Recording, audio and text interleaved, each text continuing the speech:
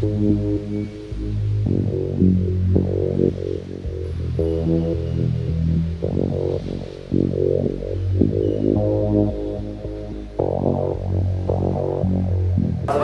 Assalamualaikum warahmatullahi wabarakatuh. Selamat berjumpa di Realita TV. Ya, hari ini 28 Oktober bertepatan dengan Sumpah Pemuda dan ini dimanfaatkan oleh beberapa tokoh ya. Ada banyak tokoh yang hari ini berkumpul di Dharma Wangsa ya, untuk dengan mengangkat tema ini, temanya menarik ya, Perhimpunan Menemukan Kembali Indonesia. Saya nggak ngerti kenapa namanya Menemukan Kembali Indonesia. Apakah Indonesia hilang?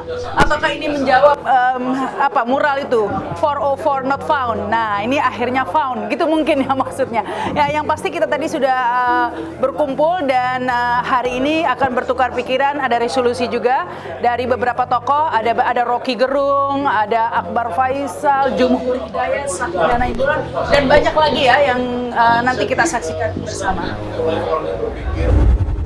Jadi Oktober ini semacam bulan pemberontakan.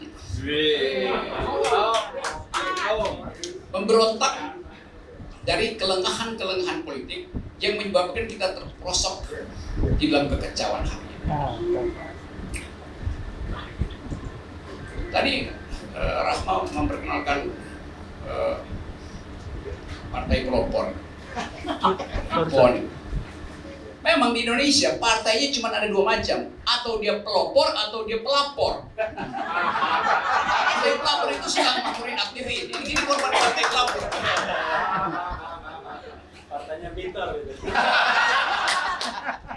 Kalau Peter dia tetap mewakili Vicky Mas. Iya, tapi Mas. Karena kemampuan Pak Vicky Mas lah yang menyebabkan PDIP mampu untuk membutuh-butuhkan diri. Hingga Pak Vicky Mas almarhum sekarang dia retak dan pecah PDIP. Karena tadi saya baca saudara sekjennya Hasto memberi beasiswa, menawarkan beasiswa pada mahasiswa S1 atau S3 yang bisa bikin perbandingan antara kepemimpinan SBY dan kepemimpinan Jokowi itu.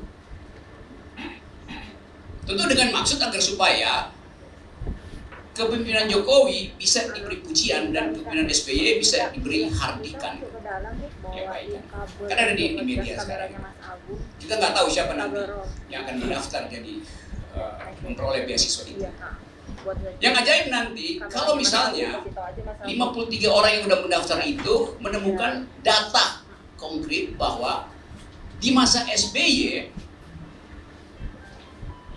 ruang fiskal kita, Pak Antoni, membesar 200%. Di masa Jokowi membesar 20%. Demikian juga ruang kemakmuran meningkat 300%, di masa Jokowi meningkat hanya 20% juga. Jadi ajaib PDIP mengajukan semacam sayembara untuk membalik data itu. Padahal ini data internasional, dicatat di semua financial market, dia ada di data Bank Dunia. Jadi Anda bayangkan kepanikan dari partai-partai pelapor ini terhadap keadaan real Indonesia, sehingga Hasto terpaksa mesti bikin sayembara, kasih beasiswa. Tentu dengan maksud agar supaya data itu berubah. Ya memang betul secara logis begitu. Utang Jokowi warisan dari SBY, tapi harus diteruskan. Utang SBY juga warisan dari Megawati. Jadi logika-logika itu yang memburuk di kita hari ini. Lalu kita berupaya untuk mengingat ulang peristiwa di belakang kita. Mulai dari sejarah reformasi, bahwa kita menginginkan ada masyarakat terbuka itu. Kita menginginkan ada kesetaraan warga negara. Tapi yang terjadi sekarang, Presiden Jokowi gagal memelihara semangat citizenship itu. Sehingga yang terjadi citizenship yang berlangsung di situ. Nah itu sebetulnya kalau soal kemarahan ekonomi itu data Faisal Basri, data Budiman, data Awalil itu tidak bisa dibantah. Bahkan oleh sponsor-sponsor luar negeri yang mengatakan bahwa Jokowi inilah jenius itu nggak bisa dibantah itu. Jadi itu fakta pertama. Lalu kita diskusi dengan 3 teman tadi sambil makan singkong goreng yang saya gali sendiri dari kebun saya gorengin sendiri itu. Jadi kita bikin refleksi, lalu kita dapat ide kecil untuk mengaktifkan kembali pembicaraan tentang masa depan gitu dengan basis masa lalu. So kita ngomong tentang politics of hope dengan basis politics of memory itu. Di belakang kita, Pak Evan, ada politik of memory itu, yaitu kecerdasan anak-anak muda di tahun 28 untuk membayangkan Indonesia di tahun 2021. Jadi kalau kita rewind, mereka menemukan bahwa mereka gagal mengantisipasi the new Indonesia di tahun 1921. Mengapa yang berkumpul 1928 gagal mengantisipasi pemuda 1921, pemuda 2021 hari ini? Karena pesawat ke Solo dari minggu lalu penuh dengan menteri bolak-balik ke Solo untuk menemui seorang anak muda, melapor supaya dia tidak di reshuffle. Anak muda itu adalah wali kota Solo. Jadi kita bayangkan, setelah 93 tahun, mental feodal itu masih diidap oleh mereka yang sekarang punya portofolio sebagai pemimpin-pemimpin muda Indonesia yang ada di kabinet itu. Melapor pada anak presiden, bayangkan, hanya karena takut di reshuffle. Jadi kecerdasan macam apa yang dimiliki oleh bangsa ini sehingga 93 tahun sejak para pemuda mengucapkan Sumpah Pemuda, mental feodalnya masih tumbuh, kepengecutan di dalam berpikir itu merambat cepat hari ini. Dan itu yang terjadi juga dengan, kalau kita baca, saya raise aja beberapa isu. Orang ribut tentang Sukmawati pindah agama. Apa urusannya dengan citizen itu? Karena Jokowi gagal memelihara diskursus tentang kewarganegaraan. Karena itu sinyal-sinyal itu muncul lagi tuh. Hal yang nggak pernah dibicarakan di Sumpah Pemuda. Sumpah Pemuda itu bunyinya satu tanah air, satu bangsa, satu bahasa. Pemuda tidak bersumpah demi satu agama. Juga mereka tidak ada sumpah keempat, kami putra-putri Indonesia mengaku beragama satu. Tidak. Pluralisme. Jangan pluralisme, nanti salah secara teologi. Pluralitas loh. Oke, saya koreksi dulu. Jadi keadaan kita kalau dievaluasi oleh arwah 1928, dia kaget melihat bahwa ngapain Ferry, Syahganda, Jumhur, Rahmat Sarita, Faisal Basri masih ngomongin kita. Jadi refleksi itu yang mau kita ungkapkan hari ini dengan kemampuan akademis, dengan ketajaman logika, dengan pengetahuan historis, supaya kita bisa bercakap-cakap untuk menyeberangkan kembali bangsa ini ke dalam mimpi masyarakat yang adil dan makmur. Karena itu saya fantasizing sebetulnya. Saya bedakan dulu antara dua kegiatan dalam kepala manusia. Dia melakukan fantasi, fantasizing, atau dia melakukan imajinasi itu. Fantasizing artinya saya membawa yang di belakang ke tempat sekarang, ke waktu sekarang untuk saya nikmati. Jadi saya fantasizing Sumpah Pemuda itu. Beda dengan imajinasi. Imajinasi yang di depan saya bawa ke sini untuk saya isi dengan kenikmatan. Itu dua akibatnya berbeda. Kita sedang berupaya untuk menghasilkan ulang Indonesia melalui fasilitas resmi yang disebut pemilu itu. Karena kita percaya bahwa melalui pemilu, politik formil kita adalah melalui pemilu. Kita bisa memangkas oligarki, kan itu tema kita sebetulnya. Melalui pemilu itu. Tetapi di dalam analisis saya, justru oligarki menunggu pemilu formal karena di situ dia secara formal bisa beternak ulang politisi.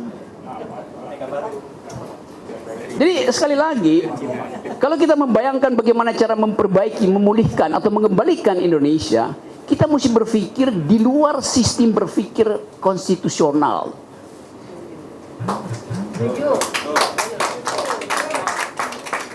Saya bilang di luar sistem berpikir konstitusional, ekstra konstitusional. Bukan inkonstitusional. Nanti ada bocor pembicaraan di sini, masuk ke partai pelapor, lalu kita dilaporin sama-sama bahwa kita mau bikin makar di sini. Karena memang dimungkinkan untuk memperpendek siklus elektoral kita. Dengan cara itu kita mencegah oligarki beternak politisi baru di 2024. Sebetulnya itu strateginya yang bisa kita pikirkan sama-sama. Jadi keadaan kita ada di situ dan kita mau bercakap-cakap sambil membayangkan bahwa sejarah Indonesia tidak pernah lepas dari sejarah dunia. Bahkan kita nggak punya sejarah sebetulnya. Sejarah Indonesia itu adalah bagian dari sejarah dunia.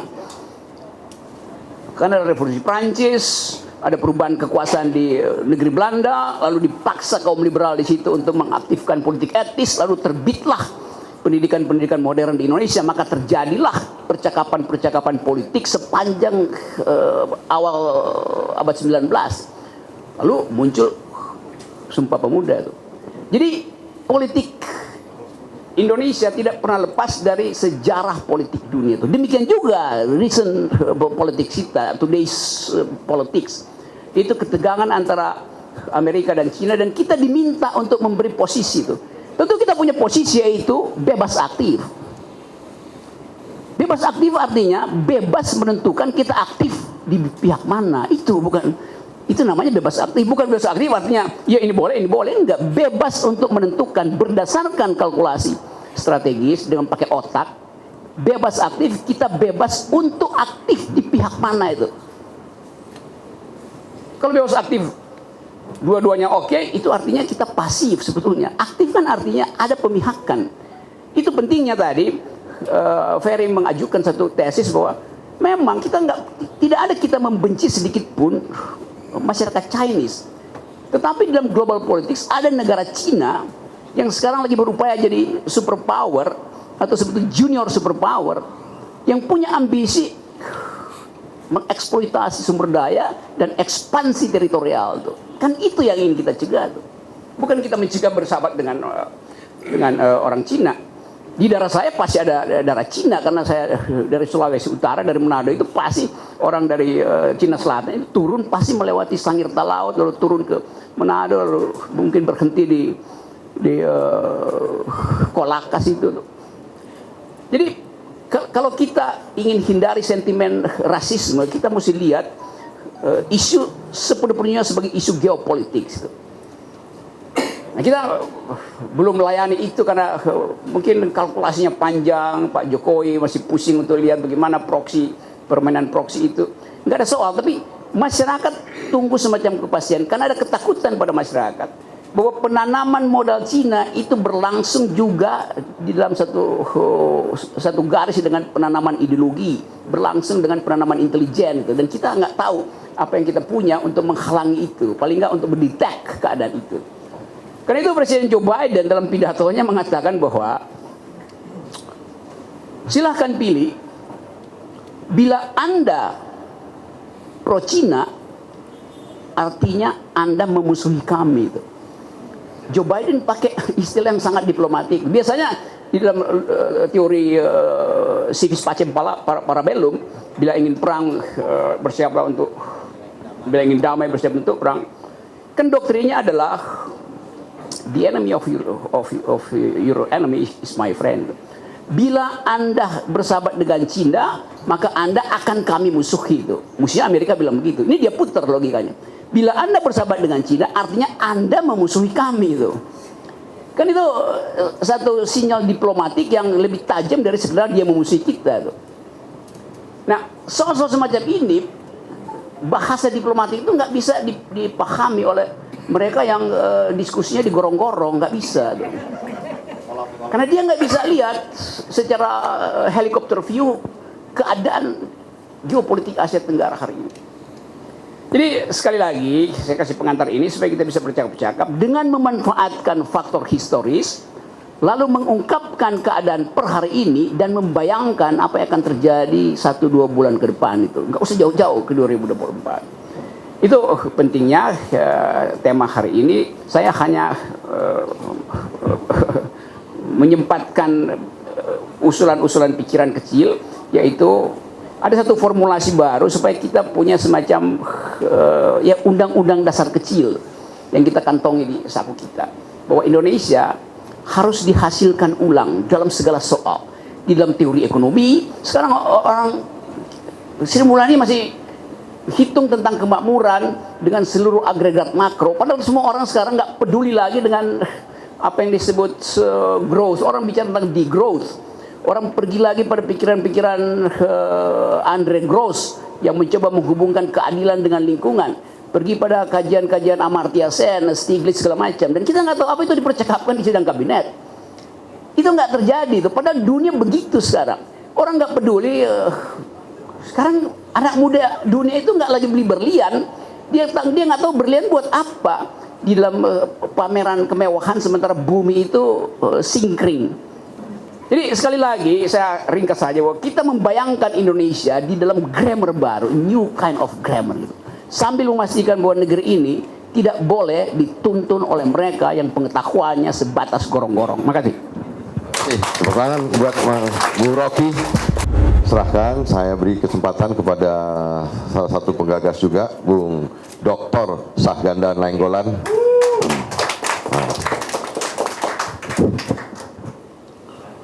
Bismillahirrahmanirrahim. Assalamualaikum warahmatullahi wabarakatuh.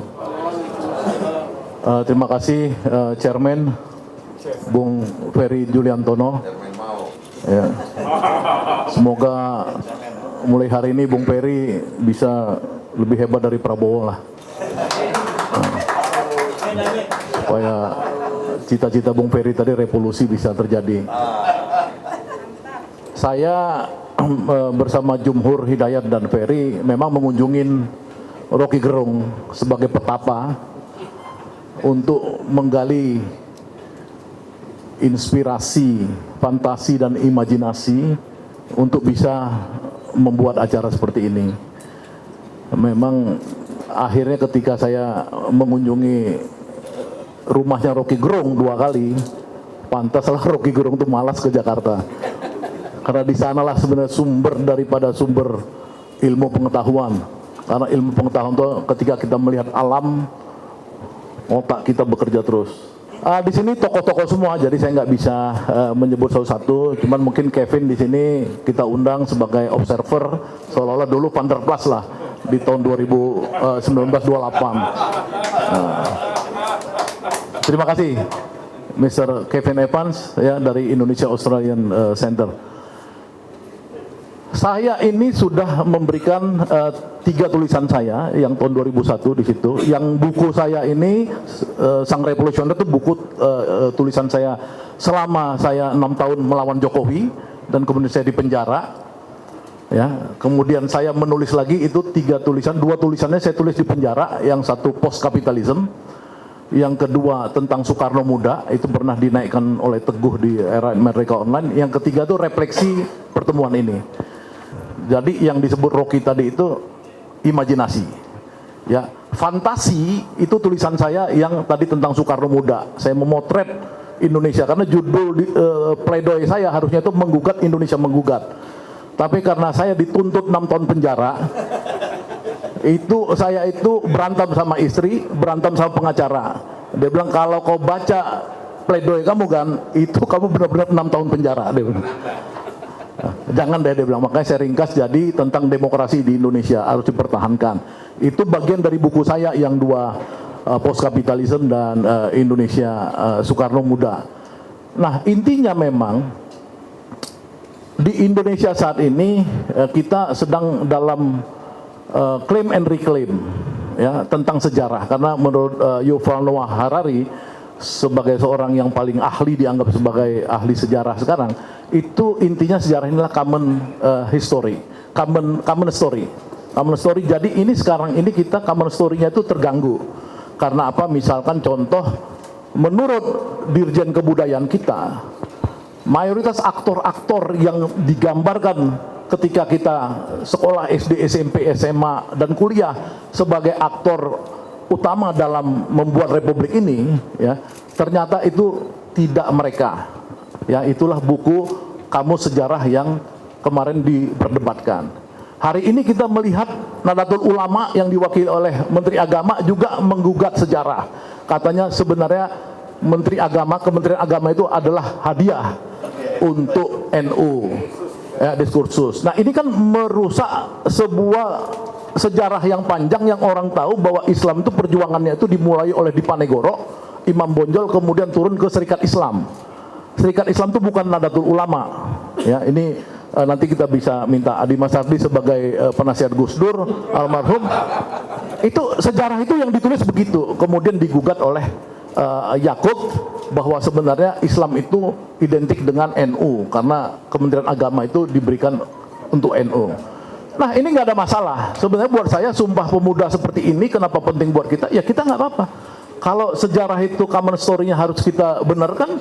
Kalau misalkan Samaun, Alimin dan lain-lain itu juga bagian penting daripada sejarah kita, nggak ada masalah.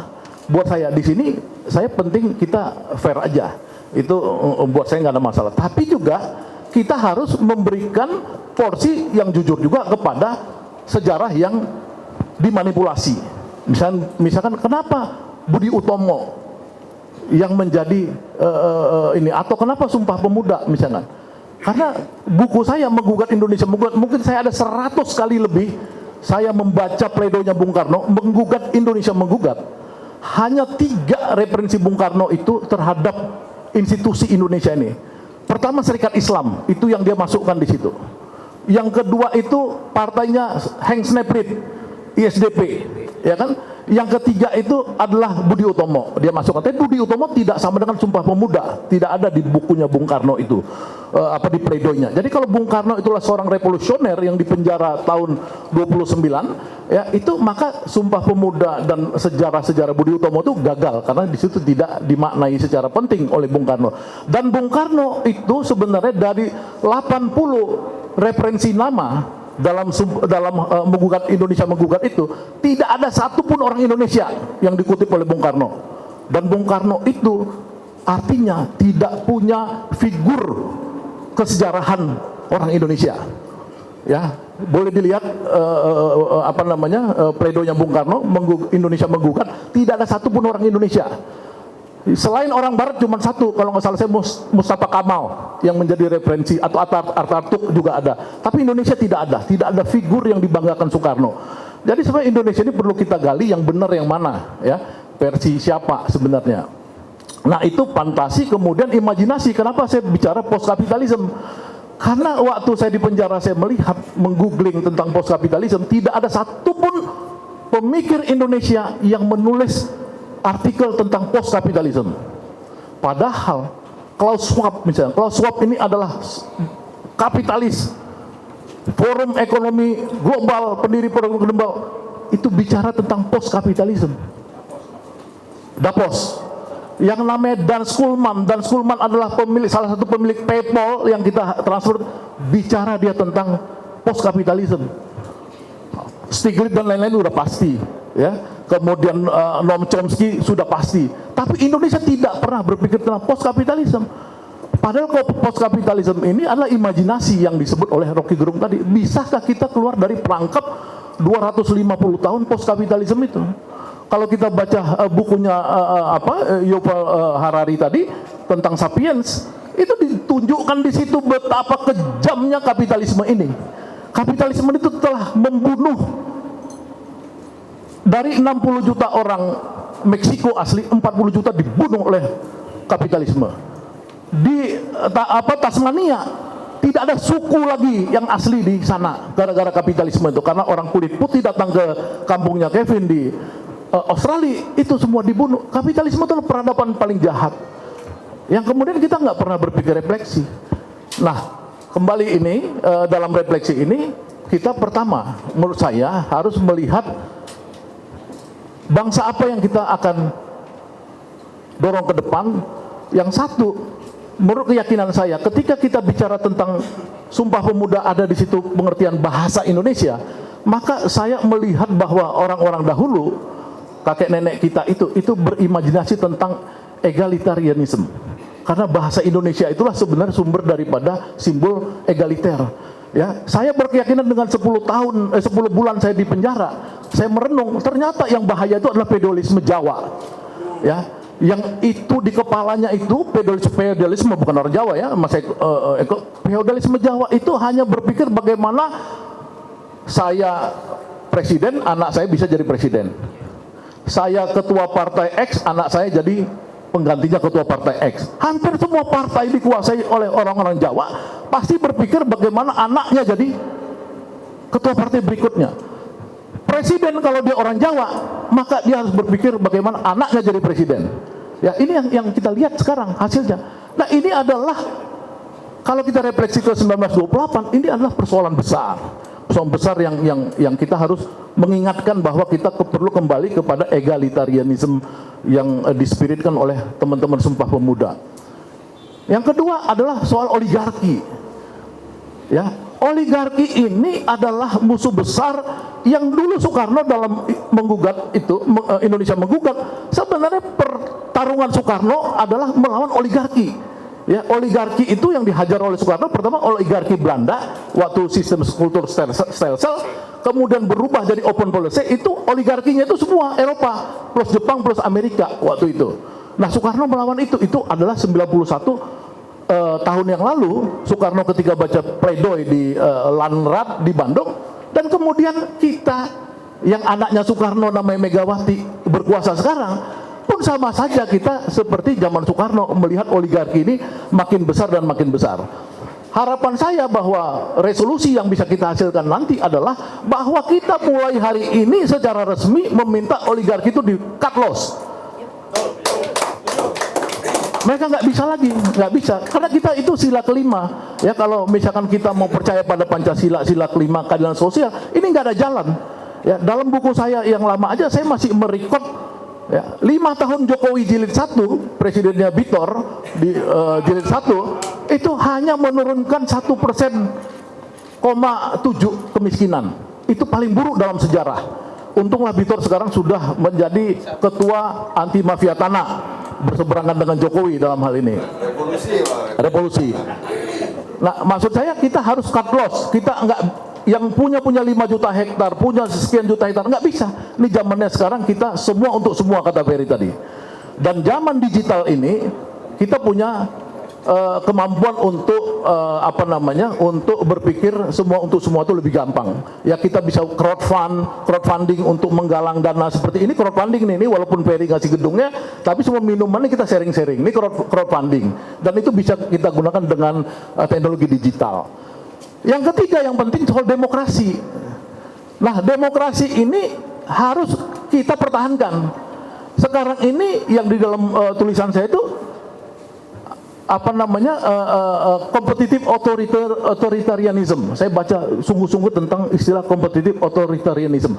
Jadi pura-pura demokrasi, tapi sebenarnya dia otoritarian. Nah, ini yang terjadi dengan memanfaatkan semua media, dimanfaatkan parlemen, jumhur, dan saya pura-pura diadilin. Sebenarnya enggak. Ini memang sama aja sama Soeharto, cuman sekarang pakai pengadilan. Sama aja. Ini disebut sebagai competitive authoritarianism. Jadi maksud saya demokrasi, termasuk demokrasi dengan Habib Rizik. Ini saya udah sampaikan ke Kevin kemarin. Kevin, gue udah bicara sama Habib Rizik. Gue bilang, Bib, lu percaya nggak demokrasi? Gue percaya kan, tapi demokrasi dalam pengertian gue model Al-Maududi kalau di dalam Islam itu teodemokrasi. Jadi ada teonya, ada agama, ada demokrasinya. Nah, gue bilang kalau Habib Rizik bisa masuk dalam demokrasi, kita bisa membangun dengan kekuatan Habib Rizik itu membangun aliansi karena masuk di irisan demokrasinya. Walaupun Kevin belum 100% percaya, tapi karena saya 10 bulan bersama Habib Rizik, insya Allah saya percaya, ya kan, karena saya kan udah, kita sama Habib Rizik udah siang malam, ya kan, jadi nggak bisa saya cuman dengar kemudian harus observasi, enggak. Ini saya sama Habib Rizik kita ketemu siang malam, jadi saya tahu bahwa dia ada demokrasi dalam dirinya, terutama ada di dalam DNA-nya demokrasi. Jadi insya Allah itu pikiran saya tadi, mudah-mudahan bagian daripada kerja kita ke depan. Saya mengetahui bahwa jumhur masih mengalami trauma sehingga dia nggak berani terlalu muncul. Sebenarnya saya juga ada trauma-trauma sedikit. Nih saya mau berangkat ke Belanda setengah-setengah kabur ya, tanggal 6. Tapi ya karena Ferry minta revolusi terus, ya saya kebawa-bawa. Mudah-mudahan kalau ada penangkapan baru, Ferry duluan lah, ya kan? Baru saya gitu. Terima kasih. Wassalamualaikum warahmatullahi wabarakatuh. Terima kasih.